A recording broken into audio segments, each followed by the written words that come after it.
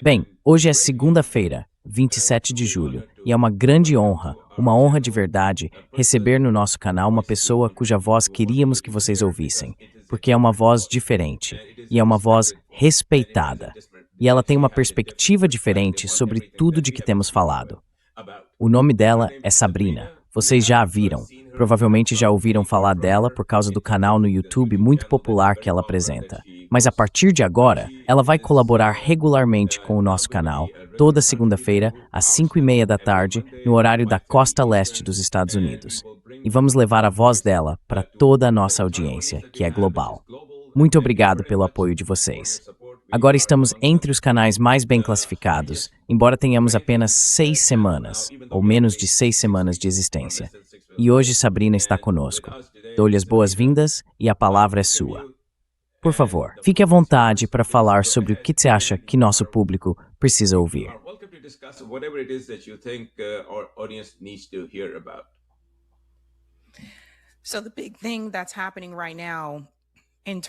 Então, o grande acontecimento agora em relação ao Irã é que parece que isso pode ter escalado para um nível completamente novo.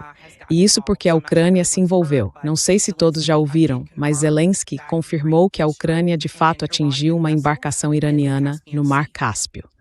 Isso é uma violação direta, obviamente.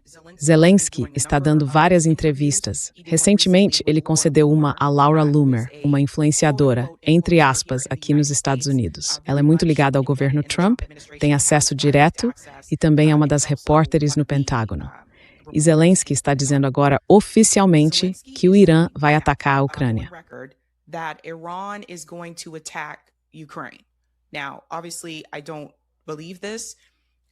Agora, obviamente eu não acredito nisso, mas na minha opinião, isso está levando as coisas na direção de uma terceira guerra mundial. Neste momento, a Ucrânia ainda está lutando a guerra contra a Rússia, uma guerra que não está vencendo. Essa guerra já dura anos. De repente, por coincidência, a Ucrânia tem poder de fogo para atacar uma embarcação iraniana. E eu só quero que todos entendam que quando esses navios estão passando, seja pelo Mar Vermelho, pelo Estreito de Hormuz ou pelo Mar Cáspio, eles são identificáveis. Zelensky está usando como premissa aquilo que ele acredita que o Irã possa fazer, e não algo que o Irã tenha feito. O Irã não atacou a Ucrânia. Mas o que eu acredito que vai acontecer é que eles estão tentando levar o Irã a responder. Felizmente, o Irã não respondeu.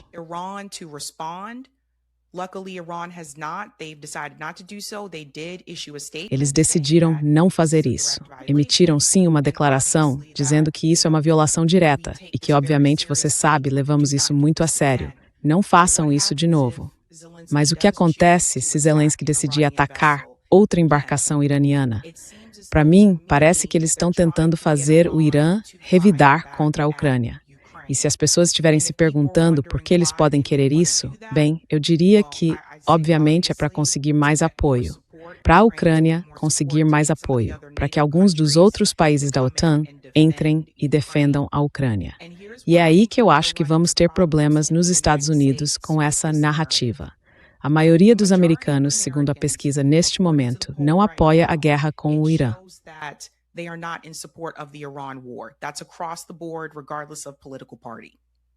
Isso vale de forma geral, independentemente do partido político. Isso é muito ruim para o governo Trump. A maioria dos americanos não apoia Israel neste momento. No entanto, a maioria dos americanos ainda apoia a Ucrânia. E se Zelensky continuar pressionando ou tentar atacar outro navio iraniano e o Irã reagir, o que eu espero que não aconteça, mas se reagir, eu realmente sinto que essa pode ser a forma de o governo Trump tentar fazer os americanos saírem em apoio a esta guerra. E mais uma vez, isso volta ao fato de que muitos americanos ainda apoiam a Ucrânia. Muitos deles não ouviram o outro lado, o lado da Rússia.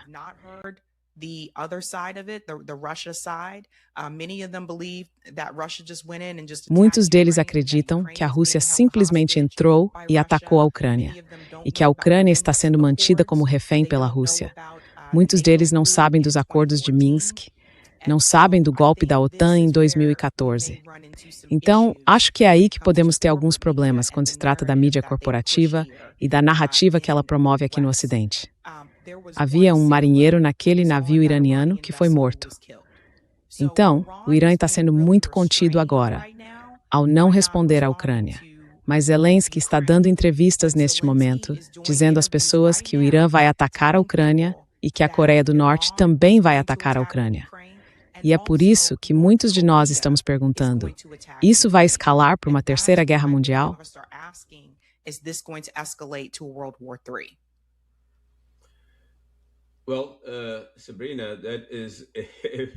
Bem, Sabrina, essa é uma informação muito, muito útil que nossa audiência e o mundo em geral precisam ouvir. Porque, caso contrário, tudo que eles ouvem é a mídia corporativa. Tudo que eles ouvem é propaganda. Tudo que eles ouvem é o que a oligarquia quer que todos saibam. É por isso que criamos este canal e é por isso que convidamos você para estar aqui. Essa é uma notícia extraordinariamente importante que nós não havíamos abordado antes. E fico muito feliz que você tenha tratado disso.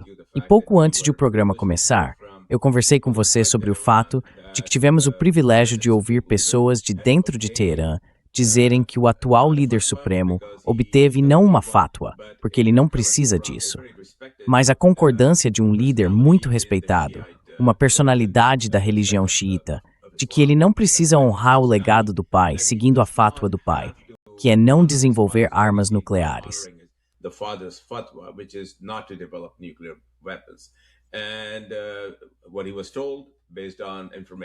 E o que disseram a ele, com base em informações que sabemos e acreditamos serem confiáveis, foi que para proteger seu povo, para proteger as vidas das pessoas confiadas aos seus cuidados, ele pode, de fato, avançar e desenvolver armas nucleares.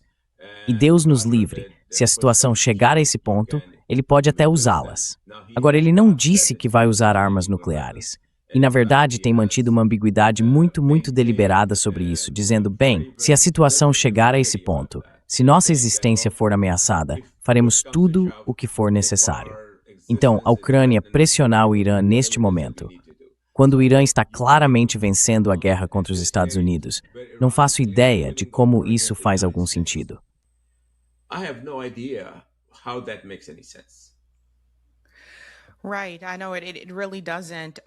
Certo, eu sei que realmente não é. Eu sei que, sabe, Zelensky já pediu antes para entrar na OTAN. Esse pedido não foi atendido. Acho que esse é, no fim das contas, o objetivo dele, mas também acho que esse pode ser o objetivo do governo dos Estados Unidos. Mas, em última análise, se a Ucrânia for atacada, eu consigo ver outros aliados da OTAN, como a Alemanha e o Reino Unido, decidindo se envolver para proteger ou ajudar a Ucrânia.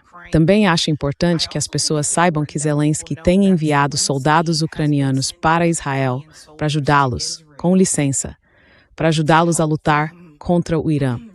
O que é interessante, considerando que eles, na verdade, não têm soldados suficientes de que precisam na Ucrânia.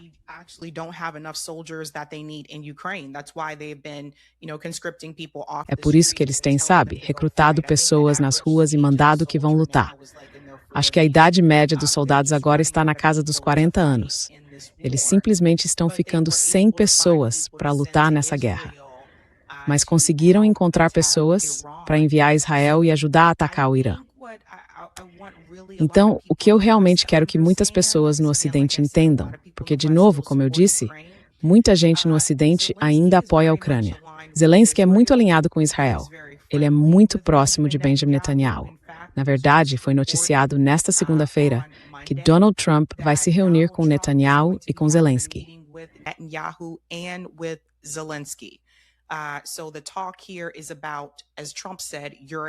Então a conversa aqui é sobre, como Trump disse, a Eurásia. O que é interessante, ele usar esse termo de repente. Mas é disso que a conversa deveria tratar. Eu estou muito preocupada com a vinda de Netanyahu para cá. Ele vai estar em Washington, na Casa Branca, na terça-feira. E aparentemente também vai à ONU, em Nova York. Então, para quem não sabe, tem havido muita oposição à vinda de Netanyahu a Nova York. O novo prefeito da cidade de Nova York, Zohran Mamdani, deixou bem claro que queria prender Benjamin Netanyahu se ele entrasse em Nova York. Infelizmente, legalmente, a lei não permite que um prefeito prenda um líder de país que esteja indo à ONU, mesmo que haja um mandado de prisão contra ele. even one that has a warrant out for their arrest. So pay very close attention. Então prestem muita atenção ao que acontece nos Estados Unidos nessa semana, porque acho que este vai ser um período realmente tenso. Imagino que haverá muitos manifestantes quando ele vier a Washington, mas também se ele for a Nova York para tentar falar na ONU. Netanyahu afirmou que também está vindo aqui para agradecer a Trump por concordar com a NDAA. Essa é a legislação que acabou de passar pelo Congresso, ela foi aprovada na Câmara. Thomas Massie e Ho Khanna, esses representantes da Câmara, foram muito contundentes contra ela e alertavam as pessoas: não podemos aprovar essa legislação.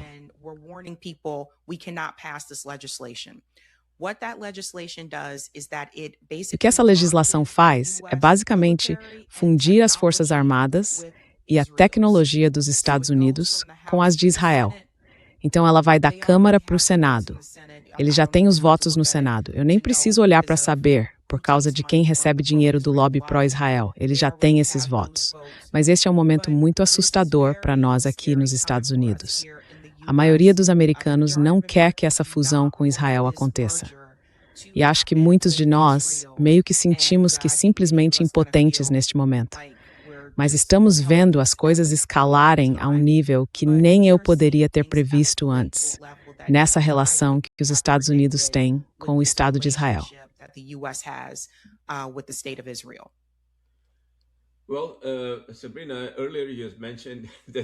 Bem, Sabrina, mais cedo você mencionou que esta guerra no Irã não é popular. Tenho idade suficiente para me lembrar dos protestos contra a guerra do Vietnã, Sabrina. Eu era estudante aqui na Califórnia, na graduação, participando de todos os protestos que aconteciam naquela época. E talvez você tenha lido sobre isso nos livros de história. Foram protestos enormes, e aquela guerra não era popular. Mas talvez você não saiba do seguinte fato: mesmo quando americanos estavam sendo evacuados por um helicóptero americano de um telhado, a guerra contra o Vietnã era mais popular do que a guerra contra o Irã. O que significa que a guerra no Irã é, na verdade, ainda menos popular do que naquele momento em que os Estados Unidos travavam uma guerra muito impopular no Vietnã.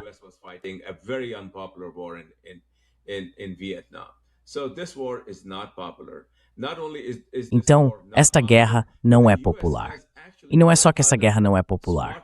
Os Estados Unidos, na verdade, ficaram sem munição inteligente.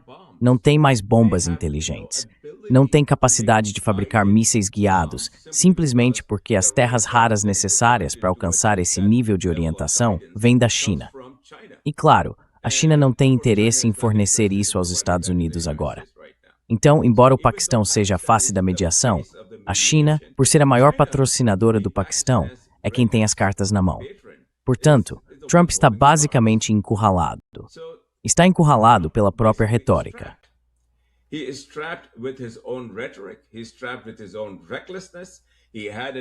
está preso à própria imprudência. Ele tinha um memorando de entendimento. Poderia simplesmente tê-lo implementado. Mas é claro, ele é incapaz de fazer qualquer coisa que promete fazer. Então teve de gastar muitos outros bilhões de dólares, matar muitos outros milhares de pessoas, destruir o que restava das bases dos Estados Unidos, e na verdade não sobrou nada lá agora, e iniciar essa escalada. Então espero que a escalada tenha chegado ao fim. Espero que Trump entenda que não há saída para ele.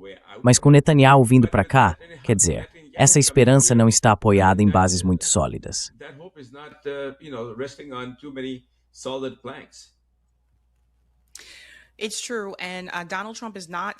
É verdade. E Donald Trump não está seguindo o conselho dos generais próximos a ele, dos que restam, porque eles demitiram cerca de 11 deles. E um dos generais disse recentemente, segundo foi noticiado, a Donald Trump: você não vai conseguir vencer esta guerra e precisa sair dela. Trump está sendo muito teimoso quanto a isso. Pete Hegseth também está acompanhando essa posição. E eu não acho que as pessoas entendam o número de baixas entre os soldados americanos no Oriente Médio. Os números foram drasticamente subnotificados.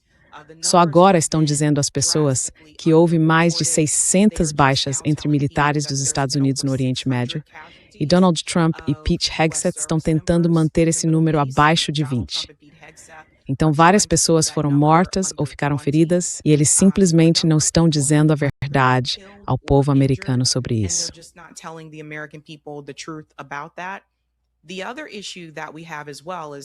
A outra questão que também temos é a seguinte. Em primeiro lugar, é claro, não temos mais serviço militar obrigatório nos Estados Unidos. O recrutamento militar não é mais o que já foi. Muitos jovens nos Estados Unidos não estão dispostos a entrar para as Forças Armadas, porque a geração Z, em particular, tende a ser mais contra a guerra. E eles simplesmente não estão dispostos a se alistar para, obviamente, matar pessoas no exterior. Então, temos vários problemas. Temos a questão das armas. O Irã, na verdade, acho que o número agora é 43. Eles conseguiram derrubar 43 aviões e drones dos Estados Unidos. Temos um problema de armamentos e também um problema de recrutamento militar. Então, realmente não parece bom para os Estados Unidos, mas também para o Ocidente. O Reino Unido também teve participação nisso. The UK has had their hand in this as well. They've been kind of quiet about it, but there have also been Eles têm ficado meio calados sobre isso. Mas também houve armas disparadas do Reino Unido contra o Irã. Os Estados Unidos também vêm utilizando essas armas, mas isso é algo em que Donald Trump jamais deveria ter colocado os Estados Unidos ou o mundo. E acho que uma grande parte disso tem a ver com o ego. E outra parte tem a ver com as promessas que ele fez a Benjamin Netanyahu e, claro, a uma de suas principais doadoras, Miriam Adelson. Não há como os Estados Unidos vencerem esta guerra contra o Irã. E é por isso que Donald Trump tem pressionado alguns dos outros aliados da OTAN a entrar e tentar ajudar. Mas mesmo que eles entrem, só consigo ver como sendo uma questão de tempo até que Rússia ou China talvez tenham que se envolver para ajudar o Irã.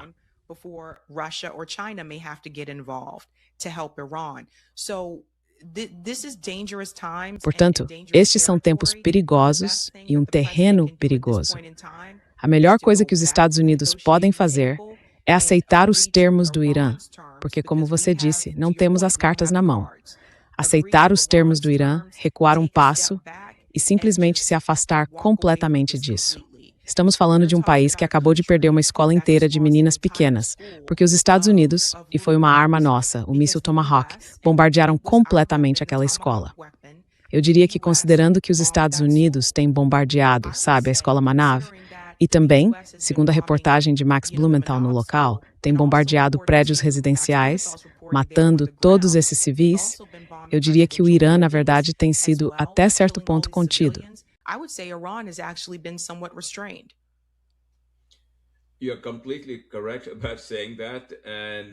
Você está completamente certo ao dizer isso.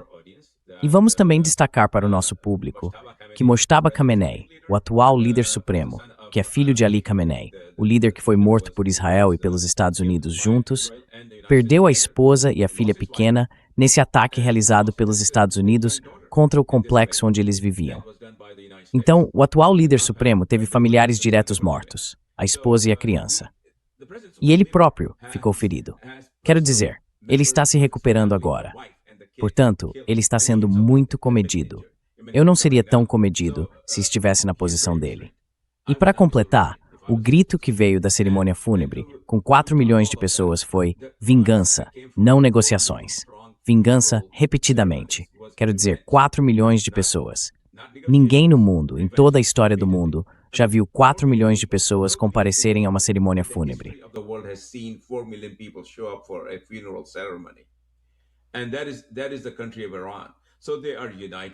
E esse é o país, o Irã. Então eles estão unidos, estão determinados a não permitir que os Estados Unidos deem uma trégua e voltem para atacá-los de novo. Então, Sabrina, a situação no terreno agora é a seguinte. Todas as bases dos Estados Unidos que estavam sendo usadas para atacar o Irã, e isso é significativo, todas elas estão inoperantes neste momento. Os Estados Unidos não podem usá-las. Não há radares.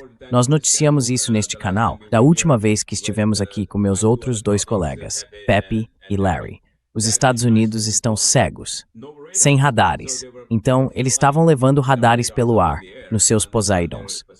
Esse é o estado dos Estados Unidos em termos de preparação militar. Então, para os americanos entrarem de novo, eu não faço ideia de como vão fazer isso.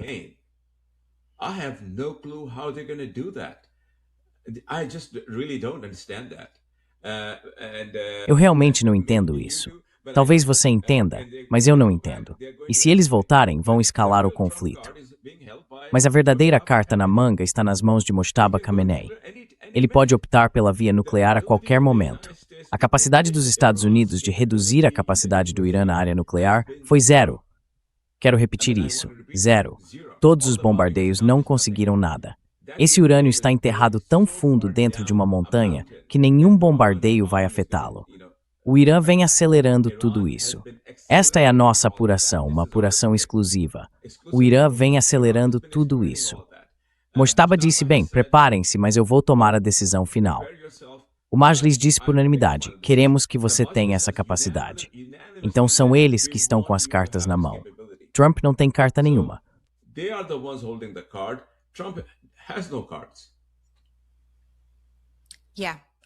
I think it's important as well for people to know that Sim. Acho importante também que as pessoas saibam que Donald Trump inicialmente achava que o povo iraniano estava dividido. E foi assim que Pete Hegseth e algumas outras pessoas próximas a ele explicaram a situação. Se derrubassem o Ayatollah Khamenei, isso provocaria uma agitação no Irã e haveria uma mudança de regime. O povo se levantaria e diria, certo, vamos deixar o Ocidente entrar e colocar seu fantoche, a pessoa que eles querem lá. E eu acho que ele pensou que isso aconteceria de forma bem tranquila, como aconteceu na Venezuela, quando entraram e sequestraram Nicolás Maduro.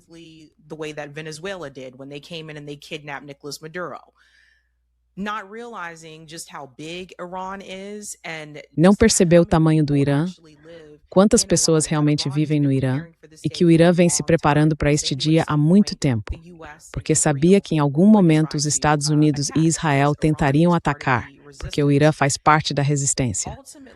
No fim das contas, o que aconteceu foi que mataram o Ayatollah Khamenei, apenas para em seguida fazer com que o povo se unisse ainda mais. Então, quando aconteceu aquele cortejo fúnebre, e uma das declarações que Donald Trump deu foi que ele estava confuso, porque disseram a ele que eles não gostavam do Ayatollah Khamenei. Isso era falso. Então, vem passando informações incorretas para ele. E acho que Trump ficou bastante constrangido ao ver todas as pessoas que estavam naquele funeral.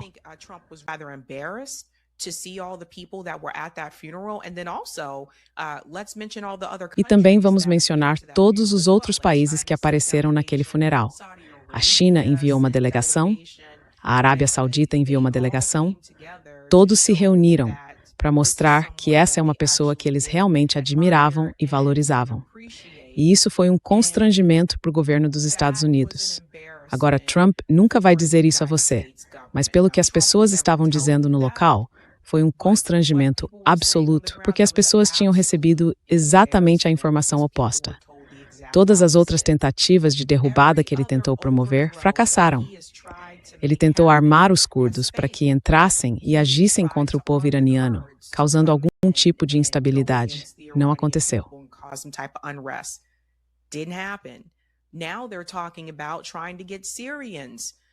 Agora, estão falando em tentar fazer com que sírios os armem e entrem para fazer a mesma coisa. Mas isso realmente não parece estar acontecendo. Nada está saindo como disseram a ele que sairia. E ao assassinar o Ayatollah Khamenei, isso basicamente abriu caminho, é claro, para o filho dele. E o filho não é tão reservado quanto o Ayatollah Khamenei era. Então, basicamente, o governo dos Estados Unidos teria ficado melhor mantendo o Ayatollah Khamenei exatamente onde ele estava, porque, como eu disse, ele era um pouco mais contido. Era um pouco mais disposto a dizer, vamos ver, vamos ouvi-los e ver o que eles têm a dizer. O filho dele é de outra geração e não é tão reservado quanto o pai era.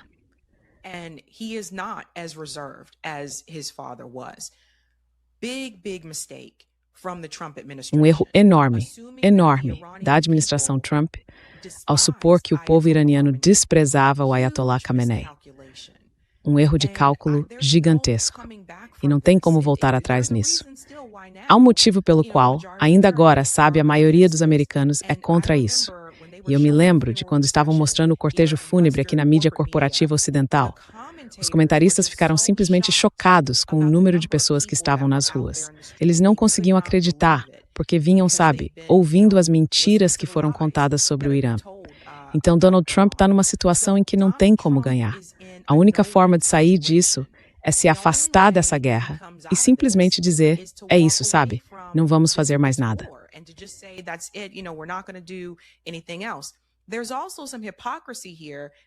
Há também uma certa hipocrisia nisso, que agora foi colocada na mesa, porque ele está em negociações com a Arábia Saudita, dizendo que vai permitir que eles enriqueçam urânio, que tenham algum tipo de capacidade nuclear.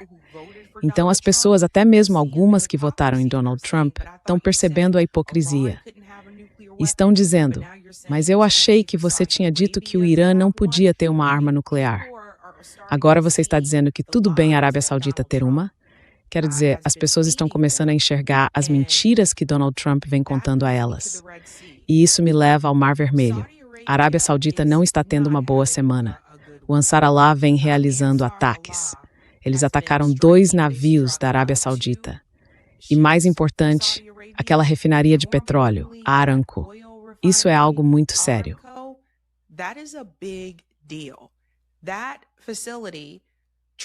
Essa instalação transfere petróleo para a China, o Japão e, claro, os Estados Unidos.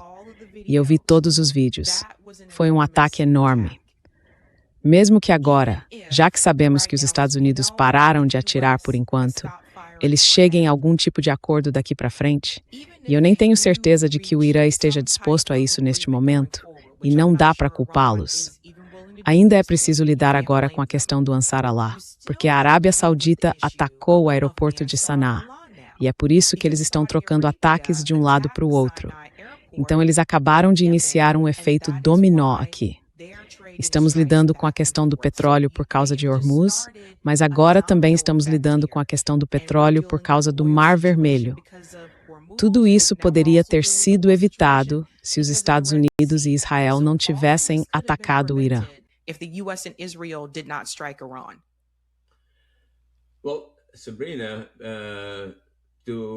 Bem, Sabrina, para garantir que nossa audiência realmente entenda a dimensão do desastre, antes de tudo isso acontecer, o Estreito de Hormuz estava aberto. Os navios, sabe, iam e voltavam sem problema nenhum. O petróleo fluía de um lado para o outro. Os fertilizantes fluíam. O hélio, que é tão essencial para a fabricação de chips, de circuitos integrados, fluía. E agora tudo isso parou. Parou completamente. Nada está fluindo. Foi isso que Trump conseguiu, gastando Deus sabe quantas centenas de bilhões de dólares, matando milhares e milhares de pessoas, destruindo todas as suas bases. E agora, se o canal do Mar Vermelho também fechar, não haverá canal nenhum por onde o petróleo do Oriente Médio possa chegar aqui ou a qualquer outro lugar do mundo. Foi isso que esse gênio na Casa Branca conseguiu. E tudo que você recebe dele são vociferações. Sabe, mais besteira, mais absurdo, mais conversa, mais ameaças. Mas felizmente, nos últimos 1 ou 2 dias, ele simplesmente se calou. Então você acha que ele vai continuar calado?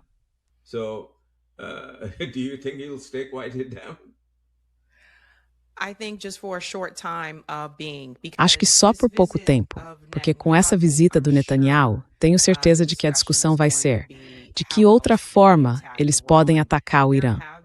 Houve sugestões de enviar tropas terrestres, o que seria uma missão suicida para os Estados Unidos. Se mandarem tropas para lá, em solo, tenho certeza de que o Irã estará pronto para elas. Não é nenhuma disputa equilibrada, se você considerar a quantidade de tropas que eles podem enviar e a capacidade bélica que o Irã tem. Uma coisa que notei é que algumas dessas armas que foram registradas em vídeo são muito avançadas.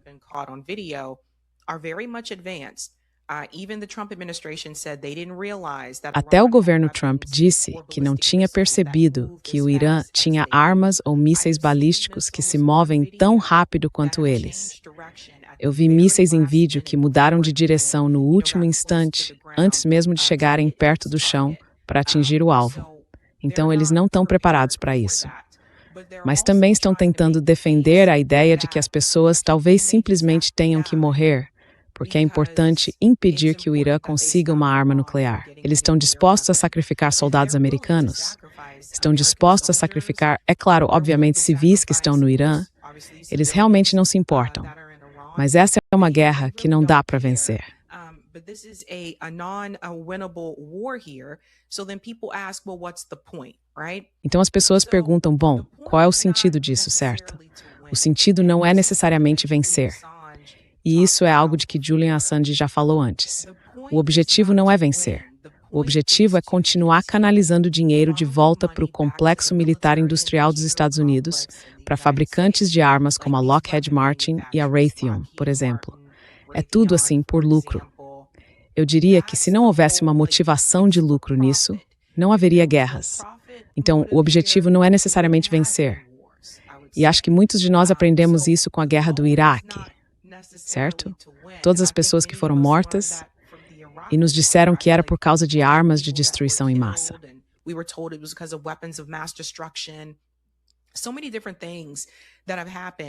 Tantas coisas diferentes aconteceram ao longo dos anos. A guerra no Afeganistão foi um fracasso para os Estados Unidos, certo? Então não sei de onde as pessoas tiraram essa ideia de que dava para vencer. Mas não, esse no fim das contas não é o objetivo. Agora há apelos para aniquilar o Irã. Isso significaria usar uma arma nuclear. Então eles estão até falando em simplesmente eliminar todas as pessoas, sabe, de uma vez só. E eu estou aqui para dizer, se isso acontecer, se o governo dos Estados Unidos usar uma arma nuclear no Irã, o mundo nunca mais será o mesmo. Acho que esse será o dia em que até alguns aliados da OTAN podem se voltar contra os Estados Unidos.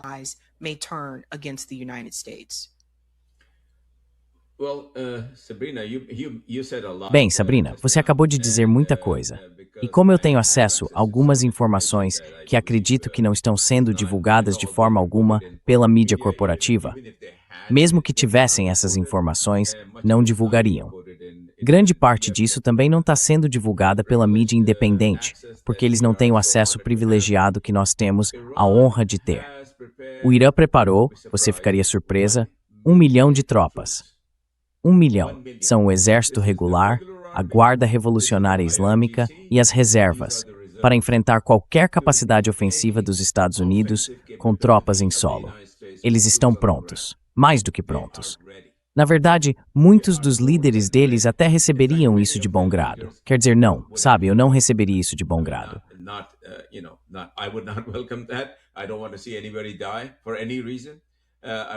Eu não quero ver ninguém morrer por motivo algum.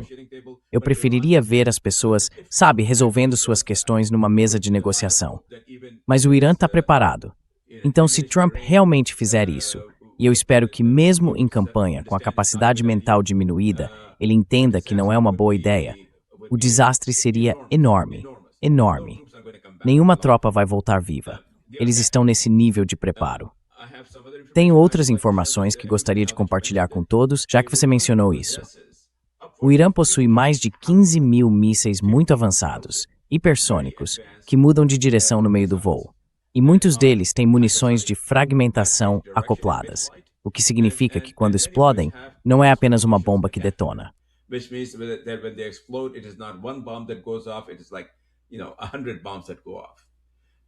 É como, sabe, 100 bombas explodindo.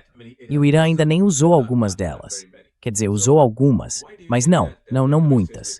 Então por que você acha que os Estados Unidos, com essas, sabe, frotas de porta-aviões, não tentaram atravessar o Estreito de Hormuz? Porque os almirantes sabem que se forem para lá, vai ser uma humilhação. Então, você está absolutamente certo. O Irã não é a Venezuela. O Irã não é o Iraque. O Irã tem 90 milhões de pessoas. A fala vulgar de Trump sobre eliminar a civilização exigiria que Trump detonasse no Irã não uma bomba nuclear, mas talvez 100 bombas nucleares.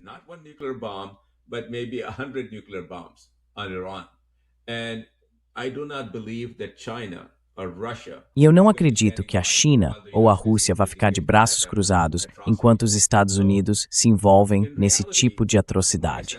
Na realidade, a minha avaliação, e a dos meus colegas aqui, e você agora é meu colega, e eu acolheria a sua avaliação, é que ele não tem outra opção a não ser declarar a vitória e sair. E é isso que me dizem está acontecendo nas comunicações entre o Irã e os Estados Unidos, sabe, por meio do Paquistão, levando mensagens de um lado para o outro. E isso pode acontecer, a menos que Netanyahu, mais uma vez, o leve a fazer algo muito, muito estúpido.